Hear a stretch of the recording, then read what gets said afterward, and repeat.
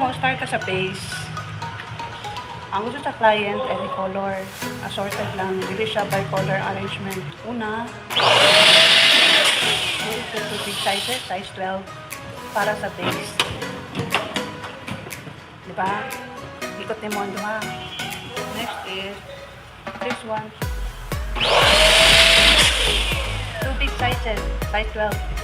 Then, ikot. Tada! After that, i-mix naman. Isabi naman ito.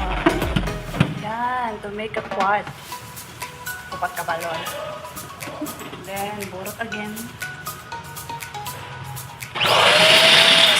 Make another quad.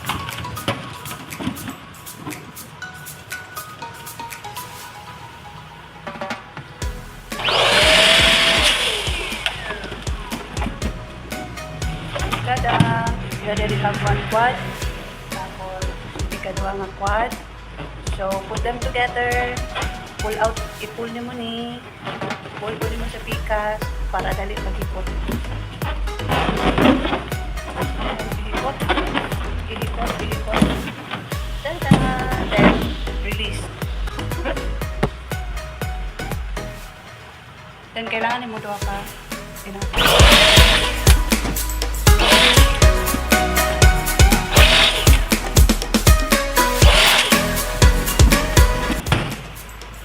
Pwede na kayo same mo color ha, kada quad.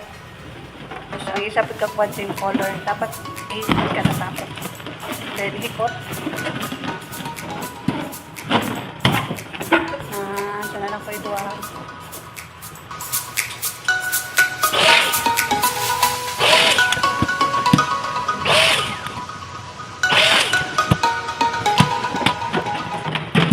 So, that is for the base. Next batch kay dawa ka dagko.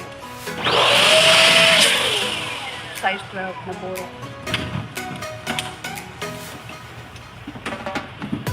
Tapos, the other two.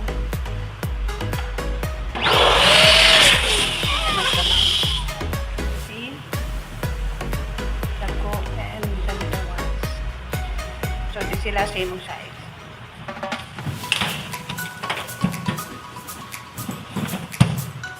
This is for the middle, second layer.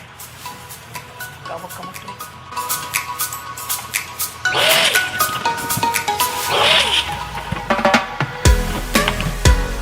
Ara na mga balloons. So, it's time to put them together para makimog garland. I-ready na ang balloon wave. Balloon nga gibutangan o tubig. Pampabugat. Yan, ginabutangan akong anak kay para pag magtaod ko sa yung sumpay later, dito siya magdakan-dakan. See? Fix kayo. Yan. Gamitan na ito balloon thread. Isumpay na ito ang ikadwa nga kumpul sa balloon.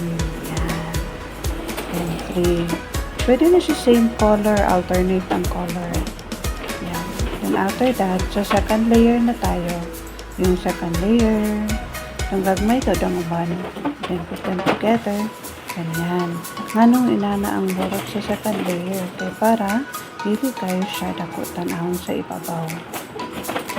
Ayan. Dili magpwede nga dako ka ang burot sa ibabaw. Then, ikot sa likod. Ikot sa ubos. Para di mo dagan-dagan pag magtaot additional balloons later. Ayan. Ready na para pabagaon ng mga balloons. Mag-add taog ng mga balloons. Ikot. Ayan.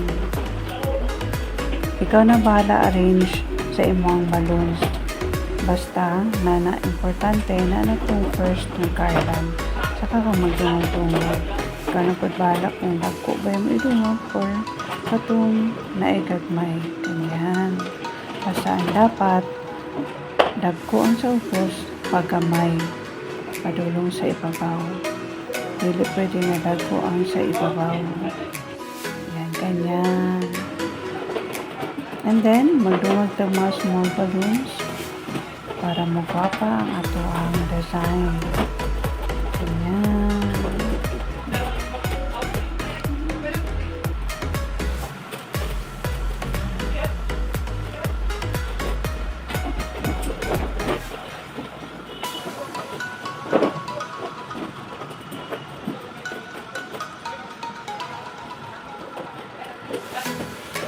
So, mao lang to siya. Salamat.